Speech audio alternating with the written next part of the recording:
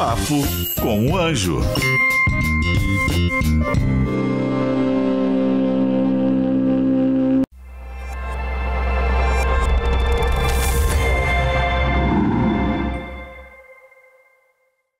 Cansou do seu trabalho? Quer abrir uma empresa? Quer abrir um negócio? Quer empreender?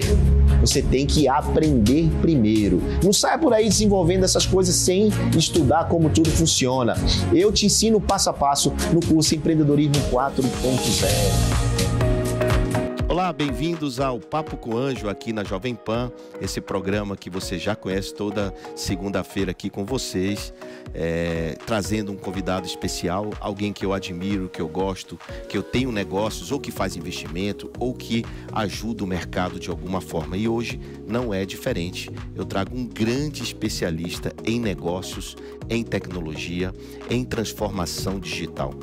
Eu posso te dizer com toda certeza que é um dos maiores escritores e pensadores hoje dessa nova economia, desses modelos, de disrupção que acontecem hoje no mercado. E todo empresário precisa entender e ouvir esse cidadão que vocês vão conhecer já já.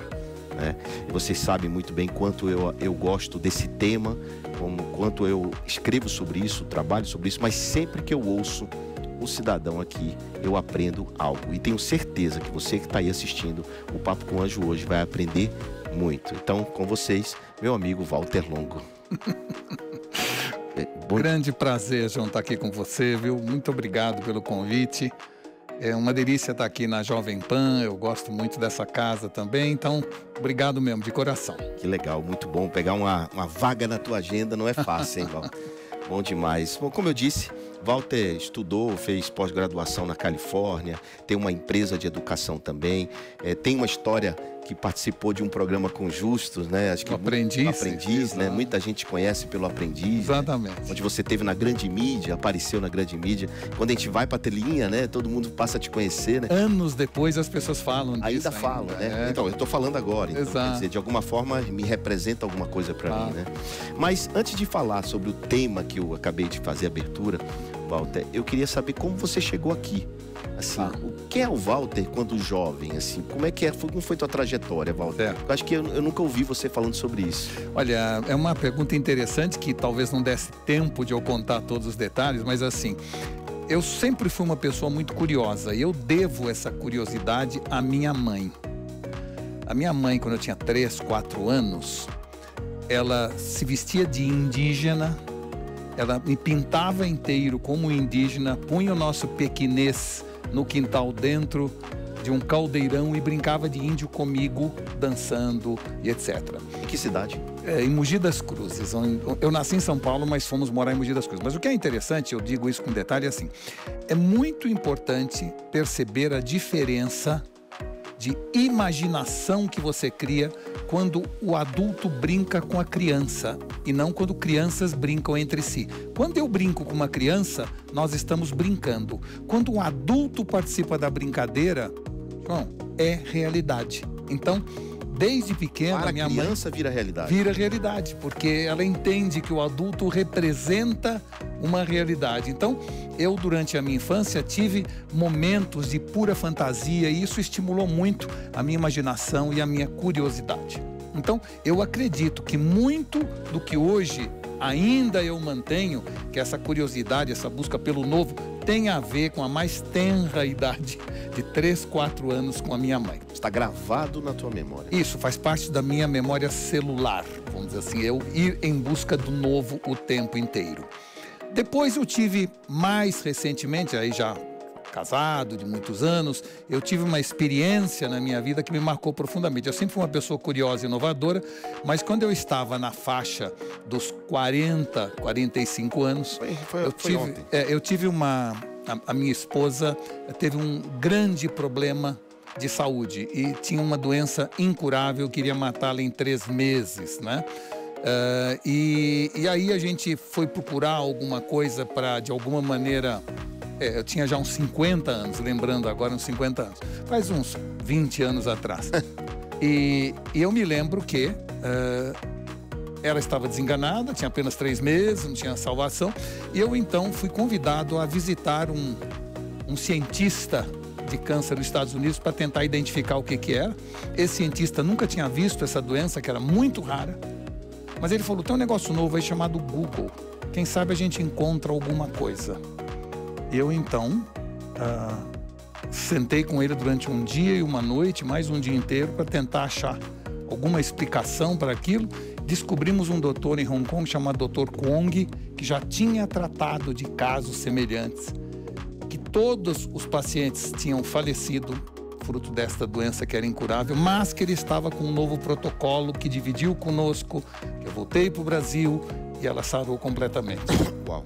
Então, daquele dia em diante, eu visitei o Google todos os anos como alguém vai a uma igreja por uma graça recebida. Eu vi o milagre da tecnologia. Eu vivenciei. Então, toda essa carga de curiosidade que eu tive desde pequenininho, eu, de alguma maneira, foquei na inovação, na tecnologia. Antes dessa pesquisa, você já tinha alguma relação com a tecnologia? Não, eu tinha como qualquer pessoa, mas porque era publicitário. Não, sempre fui. Eu trabalhei muito tempo em vendas, depois em publicidade, depois em marketing. Aí fui para a área de televisão, fui presidente da TV Abril, da MTV, da DirecTV, não é? E quando, de repente, eu tive esse problema. Então, eu sempre tive, de alguma maneira, envolvido em tecnologia, porque quem mexe com comunicação está envolvido em tecnologia, mas eu nunca me preocupei com essa visão inovadora. Ou seja, eu era, como qualquer pessoa, aquele tipo de ser humano que tenta ter os pés no presente e os olhos no futuro. Após esse capítulo do Google, passivamente. Após esse capítulo do Google, eu inverti. Eu passei a ter os pés no futuro e os olhos no presente, tentando ver e trazer para o futuro tudo que eu encontro ao meu redor. Ou seja, você deixou de ser apenas um usuário e passou a estudar aquilo. Isso, profundamente. Passou a usar sua inteligência e fazer as pesquisas certas, fazer as perguntas certas, para usar isso a seu favor. Então, daí nasceram os livros? Isso, os livros, um ou dois nasceram antes, porque eu já escrevia sobre publicidade, mas mais recentemente eu escrevo muito sobre inovação, tendências de mercado, alterações no comportamento do consumidor. Tudo isso veio exatamente depois desta epifania ou epifânia que eu tive quando percebi o poder da tecnologia ajudando a salvar vidas e etc. Aquilo para mim foi muito marcante. Eu dizia que é um divisor de águas. Trazendo para os dias de hoje, é mais ou menos o que aconteceu em novembro do ano passado. 20 de novembro, para ser mais exato. Do ano passado, quando você teve uma nova epifania. Na verdade, alguém teve e permitiu, porque veja, quando a gente fala de inteligência artificial, a inteligência artificial existe desde a década de 50. Vamos explicar o que aconteceu em 20 de novembro. Pode ser que alguém não tenha que no dia 20 de novembro do ano passado, surgiu o ChatGPT. Não é? Ou seja, pela primeira vez, a inteligência artificial, que era algo para iniciados ou para laboratório, de repente passou a ser algo para iniciantes. Algo que qualquer pessoa, esteja ela no deserto de Atacama ou no interior do Piauí, tenha acesso através de uma interface amigável. O que mudou tudo foi exatamente essa interface. Interface que deu acesso às pessoas. A qualquer pessoa de qualquer idade. Veja, uma coisa importante da inteligência artificial é que ela é muito mais simples de você entrar e usar do que qualquer outra forma de comunicação anterior que a gente teve, mesmo o Google, há 20 anos atrás, mesmo as redes sociais, ou seja, é algo que você hoje conversa, é muito mais humano.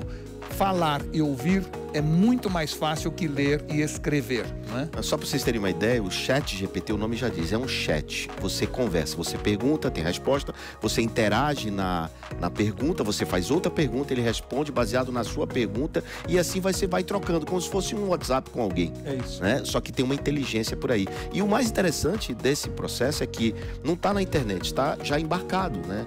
As informações estão embarcadas. São 100 trilhões de parâmetros de machine learning embarcados dentro da inteligência do ChatGPT. E com isso, você, através da internet, que é onde você tem acesso, que é um site, você vai lá e faz a pergunta que você quiser. Mas o que é que efetivamente quem está nos assistindo mudou para os negócios. Por exemplo, aqui nós temos uma audiência de empresários, empreendedores, investidores. O que isso impacta na vida deles? Em termos de pesquisa, depois eu posso dar alguns exemplos que eu fiz, pesquisas usando a ferramenta, realmente mudou muito. Agora, e para os negócios? Isso. O importante é que a gente fala do ChatGPT e a mídia cobre o ChatGPT com muita ênfase, mas o ChatGPT é apenas o início do começo, do princípio de uma revolução sem precedentes. Antes de ontem, João, quando você estava em Curitiba, não é? 1.600 empresas usando inteligência artificial surgiram no mundo em um dia. Ou seja, o que a gente está vendo é uma revolução porque, de repente, são milhares de utilidades que a inteligência artificial está disponibilizando. Eu hoje desenho como um exímio ilustrador, eu hoje componho músicas sem saber o que significa do, ré, mi, fá. Eu hoje sou capaz de preparar, a partir de uma planta da minha casa, um design de interiores que eu teria que estudar muitos anos para poder fazer igual. E eu poderia passar aqui 1 hora falando para você tudo o que dá para fazer. Eu participei de uma reunião ontem, onde nesta reunião estava gravada por inteligência artificial. Ao final da reunião, com 6, 7 pessoas, já sai o resumo da reunião. Até uma ata, se for o caso. Não, mais do que a ata, já as ações marcadas nas agendas das pessoas de tudo que foi discutido e definido. Então, nós estamos falando de assistentes virtuais, nós estamos falando de uma capacidade de nos organizarmos e sobrar muito mais tempo. E aí é que é algo importante. Quanto mais a gente vê a inteligência artificial, mais a gente entende que ela não chegou para roubar nosso emprego, e sim para devolver nossa humanidade. Nossa humanidade. Isso é importantíssimo, porque a gente agora está efetivamente fazendo o que a gente se dispõe a fazer, que é usar para isso, usar nossa inteligência, não é? Exato. A gente estava falando no off aqui, você estava falando de criatividade, resgatar esse tipo de coisa, né? Que a gente tinha perdido, porque a gente estava usando o braço. Porque estamos a força do braço. Em busca de ser apenas produtivos e operativos. Operários, né? E, na verdade, isso, desde a época da Revolução Industrial, a gente trouxe até hoje. A partir de agora, é uma libertação. A gente vai ter, na verdade, a inteligência artificial fazendo tudo aquilo que é repetitivo, que é monótono, e vai sobrar tempo para a gente viver mais. Então, hoje, quando um médico, graças à inteligência artificial, em questão de 2, 3 minutos, compara a minha ressonância magnética com milhões de outras, vai sobrar tempo para ele perguntar para mim como eu estou me sentindo, como a minha família está reagindo à doença. Até para analisar o resultado que foi extraído da inteligência artificial. Isso, a anamnese que é fundamental. Exatamente. Porque de verdade ainda existem alguns erros também, né? Então, principalmente na saúde, a figura humana ainda é importante para dar a palavra final, né? Será importante para sempre. Olha, como a gente acaba dizendo, em terra de robô, quem tem coração é rei. Quanto mais nós tivermos a robotização ao nosso redor, mais nós vamos valorizar consciência, empatia, amizade, relacionamento. Tudo isso que é humano vai ser valorizado. Muito mais que muitas vezes a gente não valoriza hoje. Isso, exato. Então, vamos dizer assim, se em 1969, quando o homem foi à Lua, já existisse a inteligência artificial, nós teríamos chegado lá mais rápido, mais barato e com mais segurança. Mas nenhuma inteligência artificial teria sonhado, imaginado ou desejado ir à Lua. Isso é humano. É isso que em 1500 fazia alguém entrar numa caravela e se jogar de maneira entusiasmada, sem saber onde ia parar no mar. Ou seja, essa é a visão humana que a gente vai trazer de volta agora. Eu costumo dizer que eu falo muito para jovens empreendedores de startups e esses jovens, quando vê, por exemplo, um Elon Musk, vê um Steve Jobs, vê um Mark Zuckerberg, muitas vezes quer montar algo que eles fizeram. Então, se quer montar uma rede social, quer montar um... Repetir o que foi feito e tal. Né? É copiar mesmo, não é nem modelar, é copiar. Modelar é se inspirar, né? E eu digo assim que o próximo gênio, o próximo bilionário não vai construir essas coisas que já foram feitas. Vai construir coisas que nem foram pensadas ainda, usando esse tipo de artifício e de tecnologia disponível. É isso mesmo. E gratuita. Né? Então, para as pessoas que estão nos ouvindo, daqui para frente, nenhuma máquina vai ser mais relevante do que o homem com uma máquina. Ou seja, o homem e a máquina, nesse processo de adição, evitará a substituição. Muito bom. E o que o empresário, como um empresário, um cara, vamos imaginar uma lojinha aqui, uma floricultura ali no bairro. O que ele pode adicionar hoje ao business dele, usando inteligência artificial, com pouco recurso e com pouca criatividade? Ele pode fazer praticamente tudo, mas eu vou dar 3 ou 4 exemplos, não é? Primeiro, se ele tem algum tipo de mídia digital, eu hoje escrevo no ChatGPT, quero que você faça um post no Instagram em estilo bem-humorado falando sobre os produtos novos que chegaram na minha loja. Ele prepara o post em segundos, que demoraria provavelmente 1 hora, 15 minutos, depende da sua competência de escrever. Aí você fala assim, não, eu gostaria agora de criar um folheto, eu posso ilustrar aquele folheto exatamente com os produtos da minha loja em 8 segundos. E se você dissesse, eu preciso fazer um contrato de locação, ChatGPT faz um contrato de locação igual a qualquer um que você encontra aí na mão de advogados. Pessoal, o que ele está falando, isso não é teoria, não. Isso não é coisa que não... Parece brincadeira. Parece brincadeira, mas existe. O Arthur Clarke falou assim, toda tecnologia suficientemente disruptiva é muito próximo da magia. Nós estamos assistindo a algo porque tem gente que não acredita, cético, mas isso é real, né? Está acontecendo. Que está acontecendo. Então, assim, um exemplo bem simples que ele deu e multiplica isso por muitas e muitas vezes a possibilidade. Pessoas pessimistas dizem que a inteligência artificial vai tirar nosso emprego. Os otimistas dizem que vai tirar nosso trabalho. Nós seremos tão mais produtivos que vai sobrar tempo, João, pra gente namorar com a esposa, se relacionar, praticar esporte, estudar mais, brincar com seu filho, voltar a ser humano. Aconteceu comigo, eu todo ano faço uma pesquisa comparando nossos resultados como Venture Capital, que a Bossa Nova é um Venture Capital, com outros Venture Capital no mundo. E geralmente o que eu fazia? Eu ia nos rankings, eu ia nos sites, eu fazia isso manualmente e às vezes eu entregava mais ou menos mastigado para um estatístico e depois ele criava um Power BI da vida e me dava... Eu faço isso, eu faço essa pergunta. Olha, traga nos últimos 10 anos os 50 maiores venture capital da Europa e dos Estados Unidos, compare o IRR deles com os exits e com os write-offs e me traga o resultado em segundos. Em segundos. Puf. Mas mais do que isso, aí você fala assim, eu preciso fazer uma apresentação em PowerPoint deste resultado, mostrando a importância dele perante o que vai acontecer em tal segmento. Você sai com a apresentação em PowerPoint. É impressionante. Hoje eu escrevi um artigo, um texto que eu escrevo todo dia, só que eu terminei o texto, eu digo, eu vou botar isso no... Corrige os erros de português para mim. Ele corrigiu e ainda arrumou. Transfere para inglês. Para chinês. Para chinês.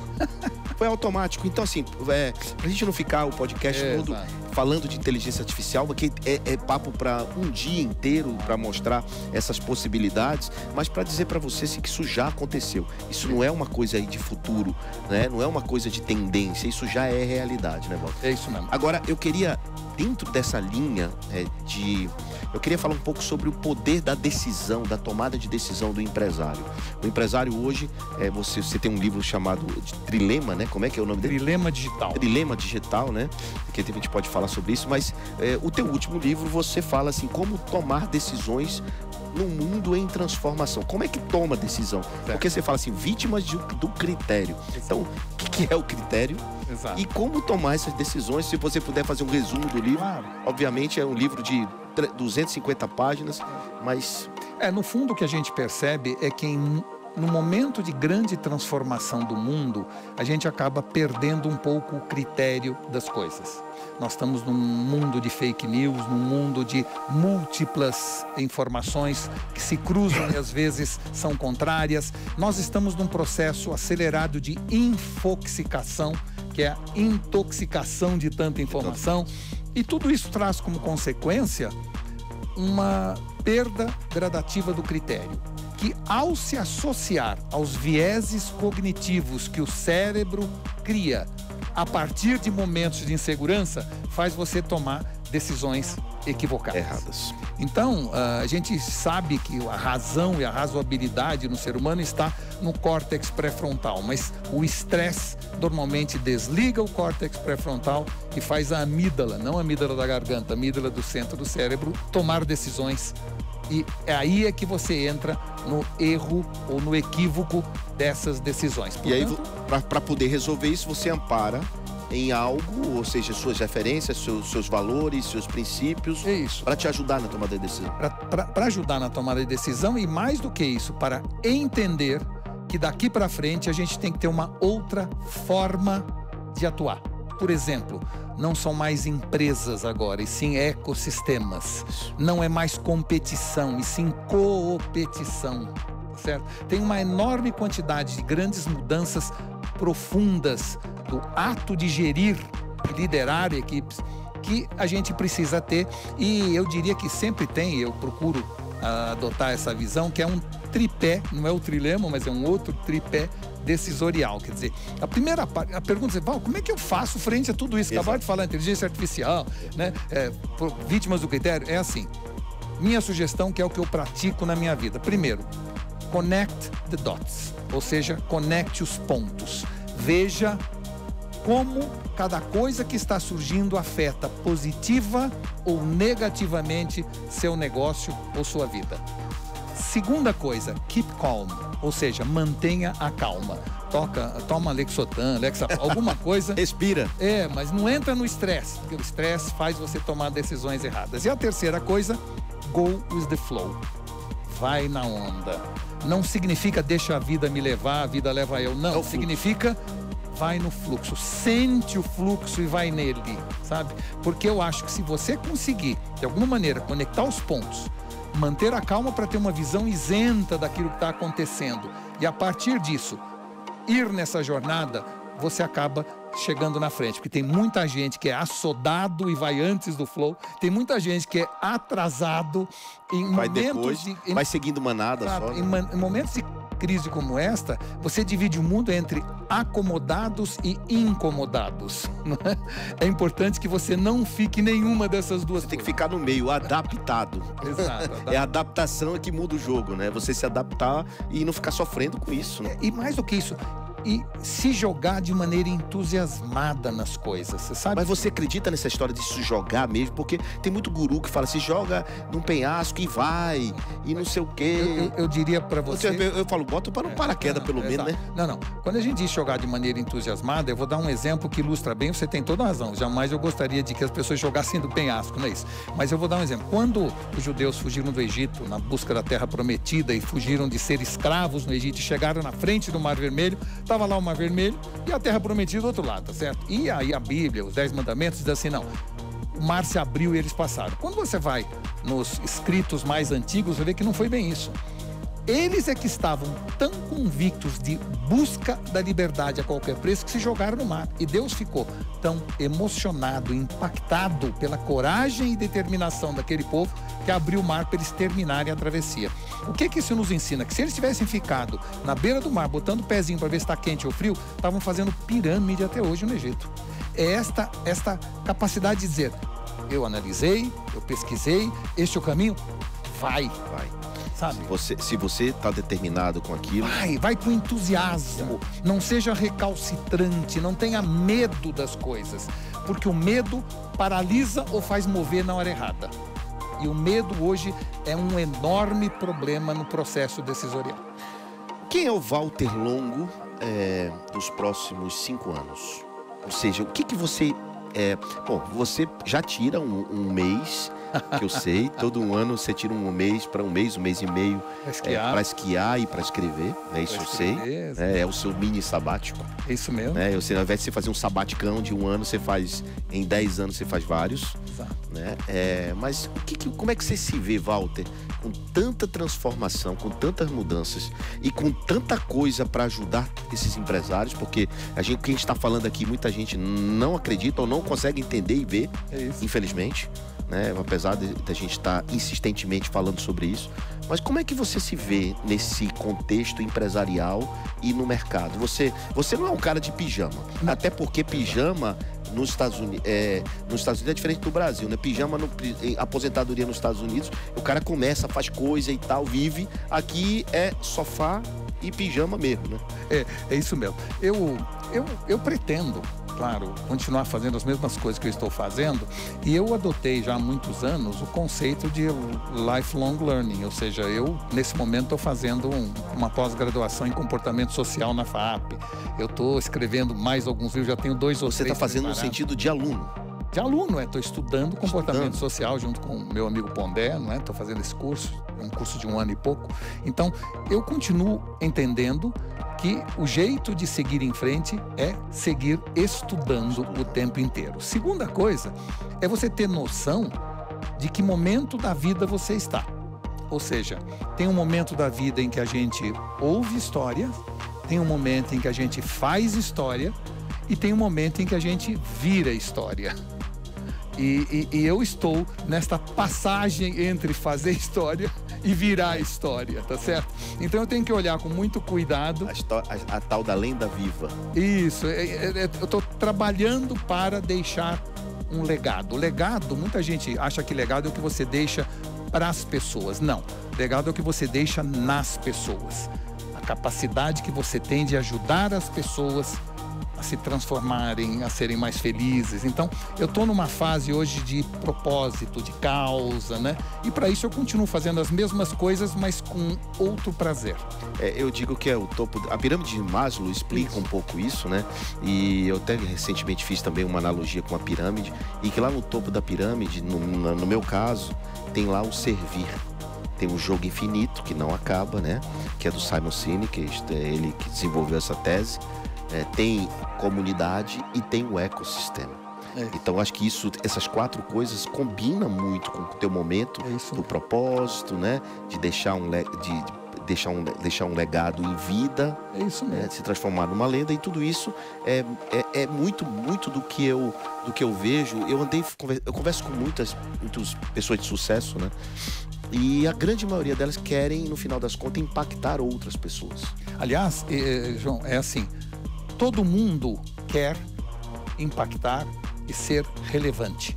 O que o ser humano busca, alguns através do dinheiro, outros através do poder, outros através da fama, se resume apenas em ser relevante. Você quer ser relevante para os seus funcionários, ou para a sua família, para o seu filho, para o país. Cada um tem uma forma de encontrar. Eu separava isso, Walter. Eu separava o ser relevante do impactar.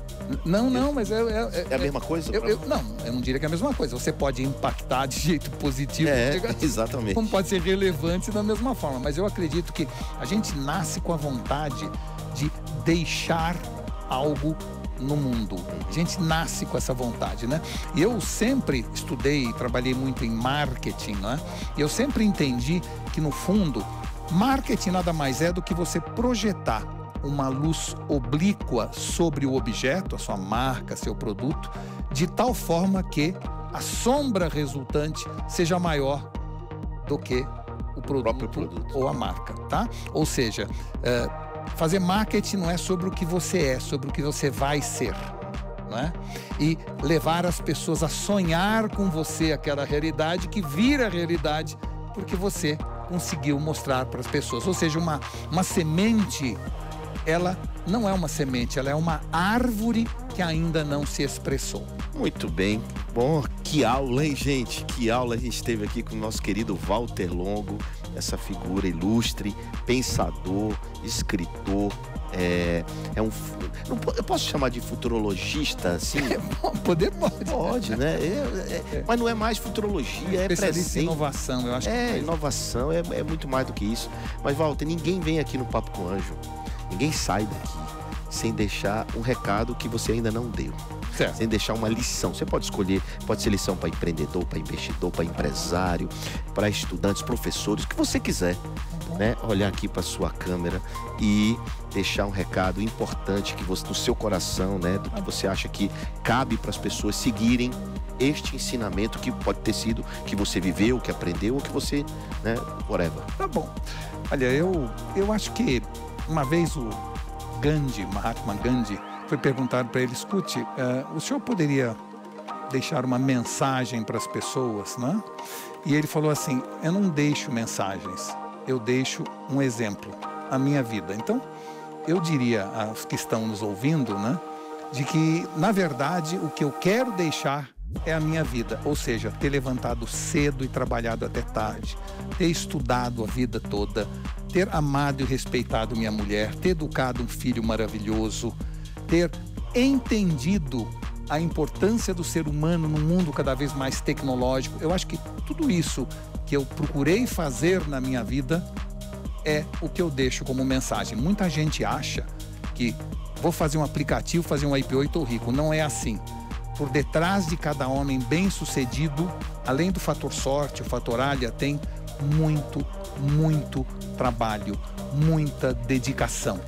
Por isso, o que a gente deve fazer daqui para frente é continuar valorizando o lado humano, entendendo que a tecnologia veio para nos libertar e não para nos aprisionar, usar com parcimônia tudo isso, mas principalmente, eu diria a vocês uma coisa, eu não faria, olhando para trás hoje, nada diferente do que eu fiz na minha vida.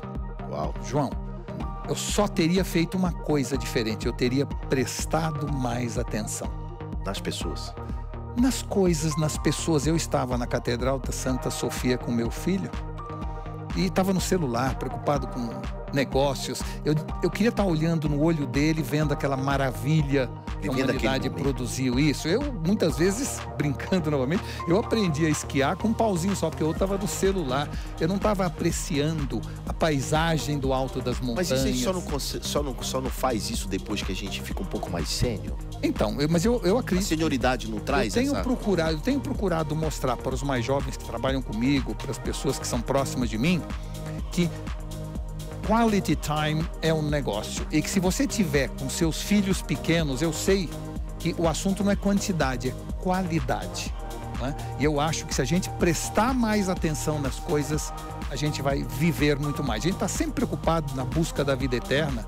A gente tem que entender que, na verdade, vida não é medida por tempo, e sim por quilômetro. Quanto mais você roda, quanto mais você viva, quanto mais você lê, seja quilômetros nas linhas de um livro, seja quilômetros andando. Ou voando. A verdade é, isto é que faz a vida ser mais longa e mais profícua. A gente está vivendo, pessoal, num mundo, tem muita gente ansiosa, vivendo, esperando ou pensando no futuro, muita gente depressiva, só de olho no passado, e o Walter deixa essa lição de você viver o presente.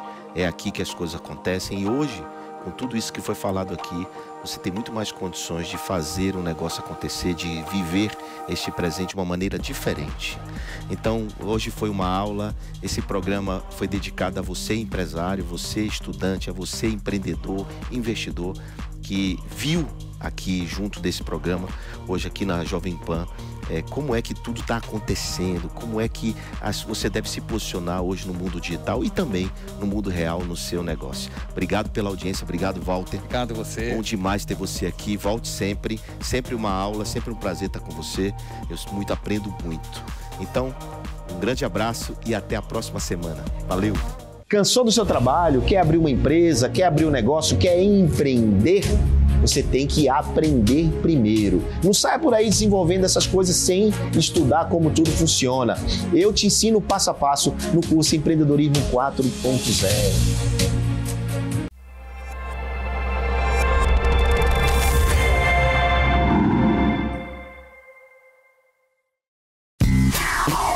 Papo com o Anjo.